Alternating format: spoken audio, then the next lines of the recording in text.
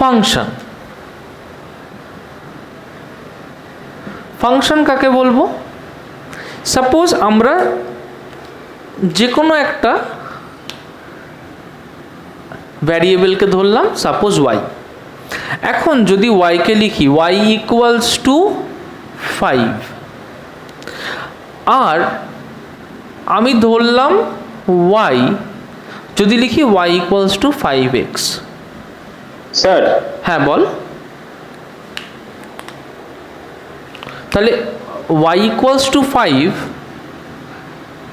এইটার ভ্যালু কখনোই পাল্টাবে না, তাই এটাকে বলবো কনস্ট্যান্ট। কিন্তু যখন y ইকুয়ালস টু 5x দেখবো, y এর জায়গায় তাহলে y ইকুয়ালস টু 5 যখন ধরেছি, এইটা সবসময়ের জন্য কনস্ট্যান্ট, এটা কখনো পাল্টাবে না। যেই y ইকুয়ালস টু 5x ধরবো তখন কি হবে?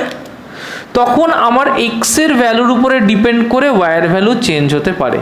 সাপোজ আমি যদি এখানে বিভিন্ন ভ্যালু অফ x ধরি, সাপোজ যখন x ইকুয়ালস টু 0 ধরবো y হবে 0, 1 ধরবো y হবে 5, 2 ধরবো y হবে 10। তার মানে the value of y changes on the value of x। x এর ভ্যালু যেমন হবে সেই হিসেবে y এর ভ্যালু পাল্টাবে। সেটা আরেকবার বলবা? দুটো কেস ধরেছি, একটা ধরেছি y ইকুয়ালস টু 5, একটা ধরেছি y equals to 5x। Suppose আমি y ইকুয়ালস টু 5 ধরে একটা প্লট করছি, এখানে লিখেছি আমি y, এখানে লিখেছি x, এখানে আরও কিছু ভ্যালু দিয়েছি, সাপোজ এখানে 1 2 3 4 দিয়েছি।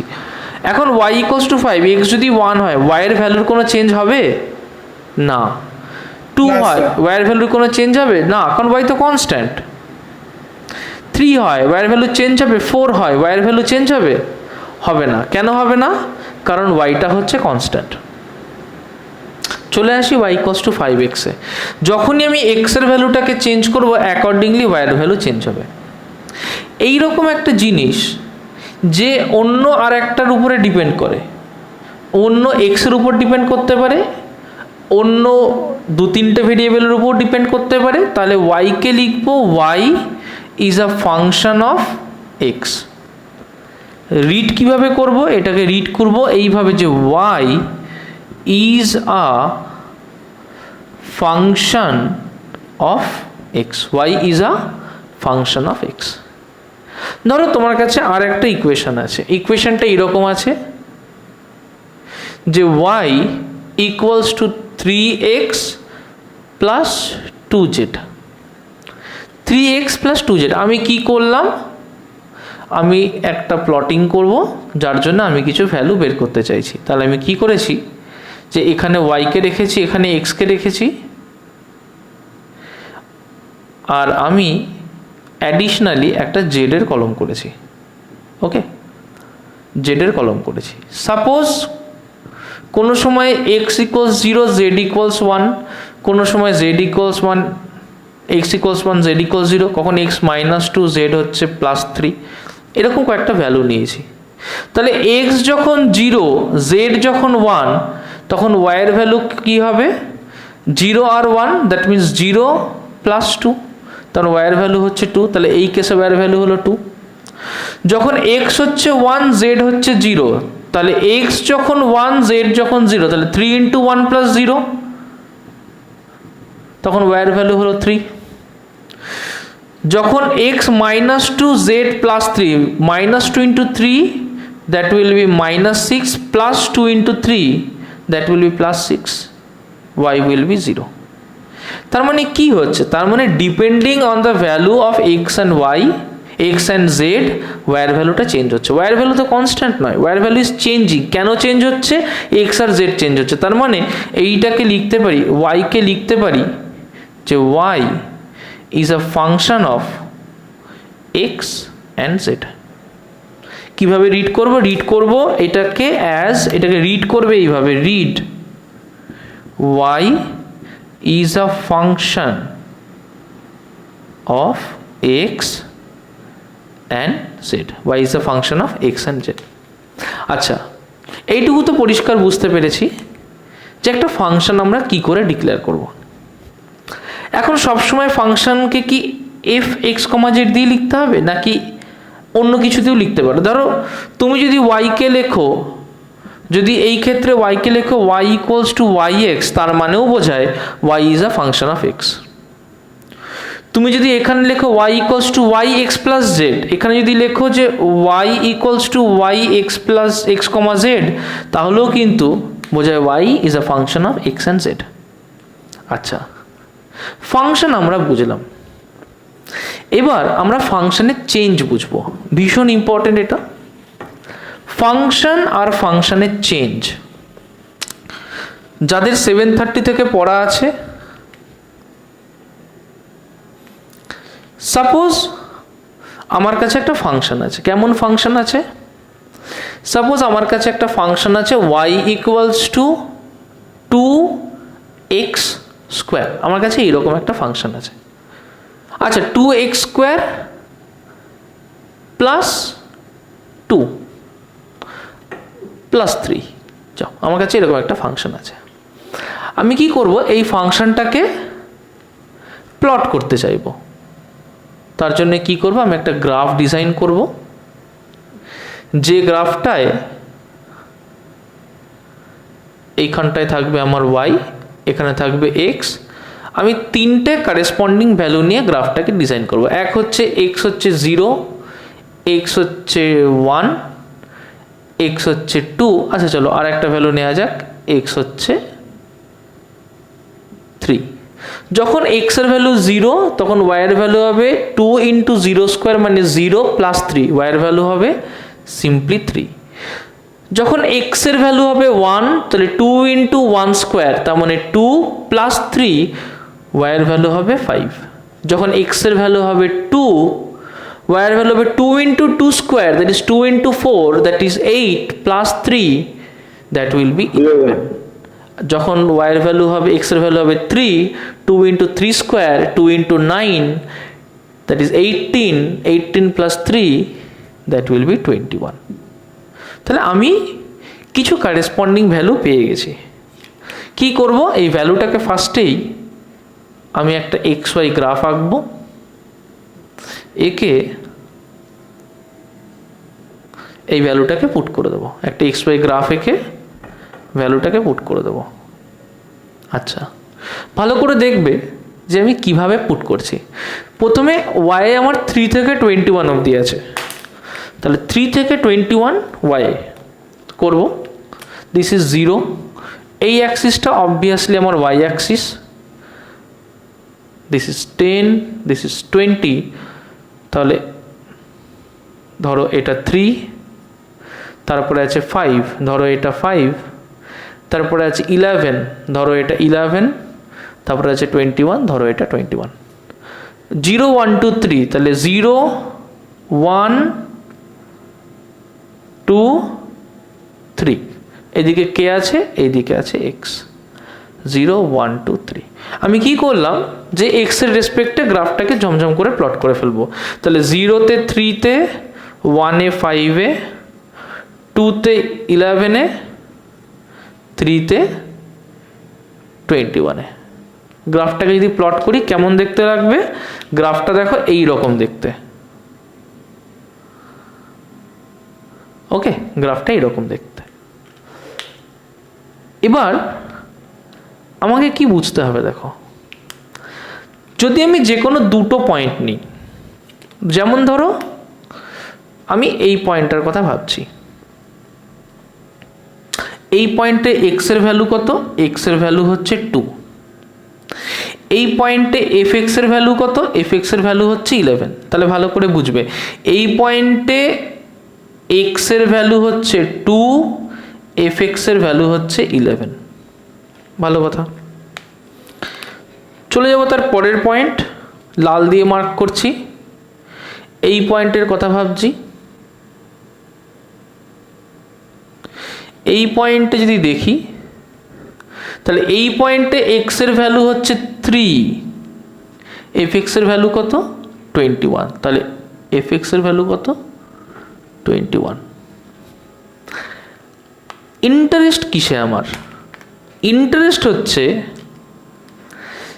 যে ডেল্টা x কত। ধরো এই এক্সটার নাম দিলাম x1, এই এক্সটার নাম দিলাম x2, তাহলে ডেল্টা এক্স হবে x2 মাইনাস x1, তার মানে 3 মাইনাস 2, তার মানে 1। ইন্টারেস্ট কিসে? ইন্টারেস্ট হচ্ছে ডেল্টা অফ এফ এক্স এর ভ্যালু কত। ডেল্টা অফ এফ এক্স মানে, ডেল্টা অফ এফ এক্স মানে কিভাবে লিখতে পারি? এইটার নাম দিলাম f2, এটার নাম দিলাম f1, কিন্তু এইভাবে লেখা যায় না। এইটা যেমন x1 x2 লিখতে পারলে এইটা তুমি এইভাবে লিখতে পারবে না। এটাকে কিভাবে লিখতে হবে দেখো, এটাকে লিখতে হবে প্রথমে f অফ, দেখো একটা ছিল 2 এ, এইটা হয়েছে 3 এ, তার মানে এই ভ্যালুটা কার জন্য? 3 এর জন্য, তার মানে f3 minus f2। f3 minus f2 মানে কি? তার মানে হচ্ছে f of 2 plus 1 minus f of 2। 2 plus 1, 2 plus 1, 1 কি? 1 হচ্ছে ডেল্টা এক্স। 2 কি? 2 হচ্ছে x1। তার মানে এটাকে কি লিখব? এটাকে লিখব f of x1 plus delta X minus f of x1। এটাকে কিন্তু f2 মাইনাস f1 করা যাবে না, বা f3 মাইনাস f2 করা যাবে না। f of x1 plus delta X minus f of x1, সেটা পাবো আমি ডেল্টা এফ এক্স। এখন আমি যদি চেঞ্জ বার করতে চাই, মানে স্লোপ বার করতে চাই, এখান থেকে যদি একটা ট্যানজেন্ট ড্র করি, তাহলে আমি যদি এই বরাবর একটা ট্যানজেন্ট ড্র করি, এই এই এই এরকম যদি একটা ট্যানজেন্ট ড্র করি, তাহলে এই যে ট্যানজেন্টটাকে আমি ড্র করলাম, একটা ট্রায়াঙ্গেল পাবো। তাহলে ট্যানজেন্টের স্লোপটাকে বার করতে চাই, স্লোপ অফ দ্য ট্যানজেন্ট। আমরা আগের দিনও করেছি। স্লোপ কিভাবে বার করি? স্লোপ বার করি এই চেঞ্জটা মাইনাস এই চেঞ্জটা। এই চেঞ্জটা কি? এই চেঞ্জটা ডেল্টা এফ এক্স। তার মানে স্লোপ কি করে বার করব? নিশ্চয়ই delta of F X by delta X. Slope কি করে বার করব? Delta of F X by delta X. এক সেকেন্ড দাঁড়াও, তাহলে কি হবে? তাহলে হবে delta of F X by delta X. তার মানে আমি কি করব? সিম্পলি এখানটায় লিখে দেবো equals to F of x1 plus delta X minus of F of x1 by delta X. এইটুকু অবধি ঠিক ছিল, কিন্তু এরপরে আমাকে যেটা করতে হবে সেটাকে বলে লিমিট। লিমিট লিমিট আমাকে কি বোঝায়? যে আমি ডেল্টা এক্স এর ভ্যালু কত ধরেছি? এত বড় ডেল্টা এক্স এর ভ্যালু ধরেছি। লিমিট আমাকে বলছে তুমি যে ডেল্টা এক্স এর এত বড় ভ্যালু ধরেছো, এইটা না ধরে যদি তুমি ডেল্টা এক্সটাকে ছোট করে আনো। কত ছোট করে আনো? সাপোজ এইটা 2, তুমি 2 থেকে 2.5 যাও, তাহলে ডেল্টা এক্স কত হলো? 0.5। সাপোজ 2 থেকে 2.5 যাবে, ডেল্টা এক্স কত হবে? 0.5। এতটা ছোট না। সাপোজ 2 থেকে 2.25 যাবে, 2 থেকে 2.25 যাবে, তাহলে 0.25 পাবে। তাহলে কি এতটা ছোট? না। কত ছোট? অ্যাকশন ওয়েট করো তো। তাহলে কি হলো? তাহলে আমি কি ডেল্টা এক্স কে 0.25 ধরবো? এতটা ছোট নাকি ডেল্টা এক্স কে আমি 0.000000000001 ধরবো? এতটা ছোট। ডেল্টা এক্স আমার কতটা ছোট হবে? দেখো এইটাও কি ডেল্টা এক্স এর ভ্যালু? এত ছোট হলে কি হবে? মানে একটা 2 আর একটা একদমের গায়ে লেগে 2.00000001, এতটা ছোট হলে হবে না। তাহলে কত ছোট হতে হবে? ডেল্টা এক্স এত ছোট হতে হবে যে যেন ডেল্টা এক্স টেন্ডস টু 0 হয়ে যায়। টেন্স টু জিরো মানে আমি যদি এরপরে 2 লক্ষ কোটিখানা জিরো লাগেও 1 বসাই তবুও জিরো হবে না, কিন্তু জিরোর খুব কাছে চলে যাবে। যদি এই রকম কল্পনা করতে পারি যে ও জিরো হবে না কিন্তু জিরোর এত কাছে চলে যাবে, তখন এই যে ডেল্টাটা রয়েছে এইটা চেঞ্জ হয়ে ডি হয়ে যায়, ডেফিনিট হয়ে যায়। তার মানে এইটাকে যদি আমি এরকম লিখি, limit delta X tends to zero, লিখি limit delta X tends to zero F of x1 plus delta X minus F of x1 by delta X. যদি এটাকে এইরকম লিখি তাহলে এই যে আমাকে delta F X by delta X আছে, এইটা হয়ে যাবে D of F X by DX. তার মানে D of F X by DX মানে limit delta X tends to zero F of X one plus delta X minus F of X one by delta. কেন কেন কেন এইটার কেন প্রয়োজন?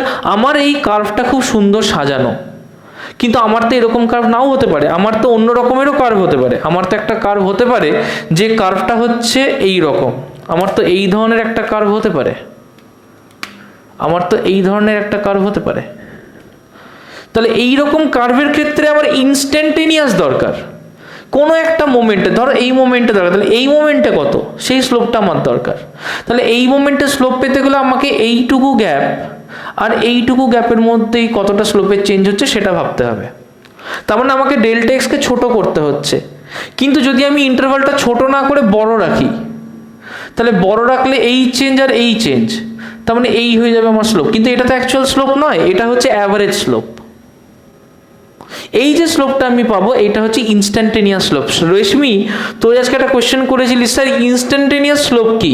Instantaneous slope হচ্ছে যখন একটা সময় ইনস্ট্যান্টেনিয়াসলি ভাবছি, তার মানে ওই সময় ডেল্টা এক্স এর সাথে না করে ডেল্টা টি এর সাথে যদি ভাবি আর ডেল্টা টি যদি টেন্স টু জিরো হয়, সেটাকে আমরা বলবো ইনস্ট্যান্টেনিয়াস স্লোপ। রেশমি অডিওটা অন করবি। স্যার একবার বলুন না। ধর আমার কাছে একটা গ্রাফ আছে, আমার কাছে একটা গ্রাফ আছে যে গ্রাফটা এইভাবে চেঞ্জ হচ্ছে। রেশমি অডিও অন রাখবি। আমার কাছে একটা গ্রাফ আছে যে গ্রাফটা এইভাবে চেঞ্জ হচ্ছে, ভালো করে বুঝবি। আমার একটা ডিসপ্লেসমেন্ট টাইম গ্রাফ আছে, তোরা ডিসপ্লেসমেন্ট দিয়ে যেহেতু করেছিস এটা বুঝতে সুবিধা হবে। তাহলে সাপোজ এই দিকে আমি ডিসপ্লেসমেন্টকে প্লট করছি, এই দিকে আমি টাইমকে প্লট করছি। আমার একটা ডিসপ্লেসমেন্ট টাইম গ্রাফ আছে যে গ্রাফটা এইরকম, যে গ্রাফটা এইরকম।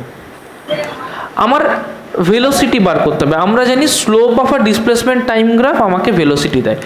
আমাকে যদি বলে অ্যাভারেজ ভেলোসিটি কত হবে, অ্যাভারেজ ভেলোসিটি কি করে বার করব? অ্যাভারেজ ভেলোসিটি বার করব যে টোটাল ডিস্টেন্স কতটা ট্রাভেল করেছে, এতটা ডিস্টেন্স টোটাল ট্রাভেল করেছে, তাহলে this is the total distance delta S by this is the total time taken, এইখান থেকে এইটা হচ্ছে delta T. So total distance by total time, তাহলে ভেলোসিটি হবে total distance by total time, এইটাকে বলবো আমরা অ্যাভারেজ ভেলোসিটি। বার করছি না।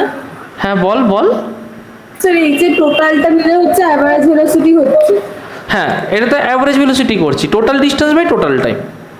তাহলে অ্যাভারেজ ভেলোসিটির স্লোপ আমার কেমন হবে? অ্যাভারেজ ভেলোসিটির স্লোপ তো আমার এইখান থেকে এই দিক বরাবর হবে, এই হলো হচ্ছে অ্যাভারেজ ভেলোসিটির স্লোপ, তাই না? হ্যাঁ। কিন্তু আমি যে সবসময় অ্যাভারেজ ভেলোসিটি নিয়ে ইন্টারেস্টেড থাকবো এমনটা নয়। কি করতে পারি যে কোনো একটা মোমেন্টে আমার কত স্লোপ হচ্ছে আমি সেটা জানতে চাইছি। সাপোজ আমি জানতে চাইছি যে এইখানটাতে আমার স্লোপ কত। এখন এইখানটাতে আমার স্লোপ হচ্ছে এই দিক বরাবর, তাই না? অবটিউজ। এইখানটাতে স্লোপ হচ্ছে আমার অবটিউজ এই দিক বরাবর। তাহলে কি করে বার করব? দেখো এটা কি করে বার করব, এর জন্য আমি দুটো ছোট্ট স্ট্রিপ নেব। একটা স্ট্রিপ নেব এইখান থেকে এইটুকুনি ছোট্ট, আর একটা স্ট্রিপ নেব ঠিক এর গায়ে লাগানো এইখান থেকে এইটুকুনি, সাচ দ্যাট এর মধ্যে যে টাইম ইন্টারভালটা সেটা এত বড় হবে না, এটা খুব ছোট। ধরো এখান থেকে টাইম ইন্টারভাল এতটা হচ্ছে 10 মিনিট, এখান থেকে এতটা হচ্ছে সাপোজ 10 মিনিট, এতটা টাইম ইন্টারভাল ডেল্টা টি হচ্ছে 10 মিনিট। আমি এখানে যে ডেল্টা টিটা নেব সেটা হবে হয়তো 0, হয়তো 10 টু দি পাওয়ার -30 সেকেন্ড, হয়তো এত অল্প নেব। যদি এত অল্প নিই তাহলে এইটুকু সময়ে ওর যে ফাংশনের চেঞ্জটা হবে সেটাও তো অতটাই অল্প হবে। এইটুকু সময় ওর যে ফাংশনের চেঞ্জটা হবে সেটাও তো এতটাই অল্প হবে। এইটাই তো হবে তার চেঞ্জ ইন ডিসপ্লেসমেন্ট। মানে ভেলোসিটিটা চেঞ্জটা খুব কম হবে, যে স্লোপটা নিয়ে করতে। ভেলোসিটি কম হবে না, ডিসপ্লেসমেন্টটা কম হবে। ভেলোসিটি কখনোই কম হবে না। ভেলোসিটি কি হবে? ভেলোসিটি হবে হচ্ছে delta S by delta T. এখন আমি যখন এটাকে নিয়ার টু জিরো করে নিয়ে যাবো, ডেল্টা টি যখন টেন্স টু জিরো করে নিয়ে যাবো, তার মানে কি ইন্টারভালটাকে আমি খুব অল্প করে আনলাম। অল্প ইন্টারভাল মানে কি চেঞ্জও তো অল্প হবে, তাতে ভেলোসিটির উপরে কোনো এফেক্ট পড়বে না। ভেলোসিটি আমি ওই মোমেন্টেরই ভেলোসিটি পাবো। ভেলোসিটি তো রেশিও। সাপোজ ডিসপ্লেসমেন্ট আমার আগে ছিল, ফর এক্সাম্পল দুটো কেস বোঝ, কেস 1 আর কেস 2। কেস 1-এ আমার ডিসপ্লেসমেন্ট ছিল সাপোজ 10 মিটার, টাইম ছিল সাপোজ 2 মিনিট। তাহলে আমার কত হলো? নিশ্চয়ই সাপোজ টাইম হচ্ছে 2 সেকেন্ড, ইজি করি, তাহলে কত হলো? নিশ্চয়ই 5 মিটার পার সেকেন্ড হচ্ছে আমার স্পিড। কেস 2-তে আমি কি করলাম? টাইমটাকে রিডিউস করে আনলাম, রিডিউস করে করলাম 0.02 সেকেন্ড। এইটা করলাম হচ্ছে টাইমটাকে, ডিসপ্লেসমেন্টটাকে চেঞ্জ, তাহলে নিশ্চয়ই টাইম যেহেতু চেঞ্জ হচ্ছে স্মল ফ্র্যাকশনের ডিসপ্লেসমেন্টও স্মল হবে, তার মানে ডিসপ্লেসমেন্টটা হলো 0.1 মিটার। তুই যখন এটার ক্ষেত্রে ভেলোসিটি বার করবি, that will also be 0.1 by 0.02, that is 5 metre per second. তার মানে ভেলোসিটির ভ্যালুটা কিন্তু এফেক্ট পড়ছে না। এফেক্ট কিসে পড়ছে?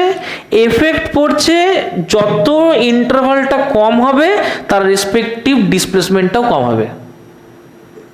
তুই বাইক নিয়ে রানাঘাট থেকে চাকদা যাচ্ছিস, আমি রানাঘাটে দাঁড়িয়ে আছি, তুই চাকদা পৌঁছালি, 10 কিলোমিটার রাস্তা, তুই বললি স্যার আমার 1 ঘন্টা লাগলো, তাহলে আমি কি বলবো? যে তুই 10 কিলোমিটার ইন 1 আওয়ার পৌঁছিয়েছিস। এখন আমি যদি টাইমটাকে হাফ করে আনি, আধ ঘন্টা, দেখবো আধ ঘন্টায় তুই পায়রাডাঙ্গা পৌঁছেছিস 5 কিলোমিটার, কিন্তু ভেলোসিটি কত? সেম থাকছে। তার মানে টাইম যখন কমিয়ে আনছি, ইন্টারভালটা যখন কমিয়ে আনছি, ডিসপ্লেসমেন্টটা কমে আসছে, কিন্তু ভেলোসিটি সেমই থাকছে। এখানেও তাই হবে। এখানে কি হবে? এই ইনস্ট্যান্টে যে ভেলোসিটি পাওয়ার কথা, সেই ভেলোসিটিটা পেতে গেলে টাইম ইন্টারভালটাকে ক্লোজ টু জিরো করে নিয়ে যাব। যদি ক্লোজ টু জিরো করে নিয়ে যাই, তখন ডেল্টা এস বাই ডেল্টা টি পাবো ভেলোসিটি। তাই এমনি ক্ষেত্রে এটাকে কিরকম লিখতে হতো? সাপোজ এই টাইমটা যদি টি হতো, তাহলে এই টাইমটা হবে টি প্লাস ডেল্টা টি। এইখানে যদি ডিসপ্লেসমেন্ট এস অফ এক্স হতো, তাহলে এখানে ডিসপ্লেসমেন্ট হবে এস অফ টি হতো, তাহলে এখানে ডিসপ্লেসমেন্ট হবে S of T plus delta T. তাহলে চেঞ্জ ইন ডিসপ্লেসমেন্ট কত হবে? এইটা মাইনাস এটা, তাহলে change in displacement delta S হবে S of T plus delta T minus S of T, এইটা মাইনাস এইটা, বাই চেঞ্জ ইন টাইম যেটা হচ্ছে সিম্পলি ডেল্টা টি, এটা হচ্ছে delta S by delta T. এখন যখন এখানে লিমিট লাগাবো, লিমিট মানে কি? যখন delta T tends to zero, মানে এত ছোট ইন্টারভ্যালটা করে আনবো যে as if it tends to zero, তখন কি হবে? Delta S by delta T equals to limit delta T tends to zero S T plus delta T minus S T by delta T. এটাকে সিম্পলি লিখতে পারি DS by DT. কি হলো? Definite হয়ে গেল। ঠিক আছে, আমরা একটা ডেল্টা থেকে ডিফারেন্সিয়েশনে চলে গেলাম। স্যার ওখানে আমরা হুট করে ডি আনি কেন? ডি হুট করে আনিনি, যখন delta T tends to zero হয়েছে তখনই আমরা ডি এনেছি, হুট করে কিছুই হয়নি। যখন লিমিটটা এতটা ছোট হয়ে গেছে যে delta T tends to zero হতে পারবে, তখনই আমরা ডি এনেছি।